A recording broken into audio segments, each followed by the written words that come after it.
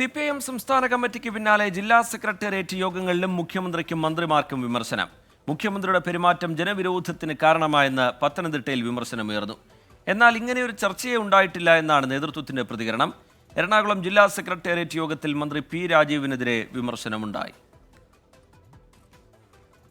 മുഖ്യമന്ത്രിയുടെ പെരുമാറ്റ രീതിയും മാസപ്പടി വിവാദവും പത്തനംതിട്ട ജില്ലാ സെക്രട്ടേറിയറ്റിൽ ചർച്ചയായി.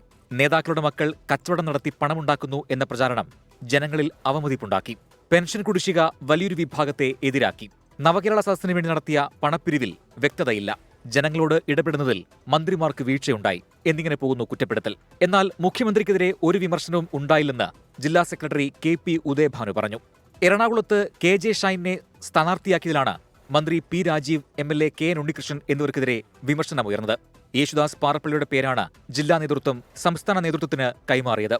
സംസ്ഥാന നേതൃത്വം പരിഗണിച്ചതാകട്ടെ ചിന്താ ജെറോമിനെ. പി രാജീവും KN ഉണ്ണികൃഷ്ണനും ഇടപെട്ടാണ് KJ ഷൈനെ സ്ഥാനാർത്ഥിയാക്കിയത്. ഇത്തരം സ്ഥാനാർത്ഥികളെ ഇനിയും കൊണ്ടുവന്നാൽ പാർട്ടി പച്ചതൊടില്ലെന്നും ജില്ലാ സെക്രട്ടേറിയറ്റ് യോഗത്തിൽ വിമർശനമുയർന്നു. News desk 24.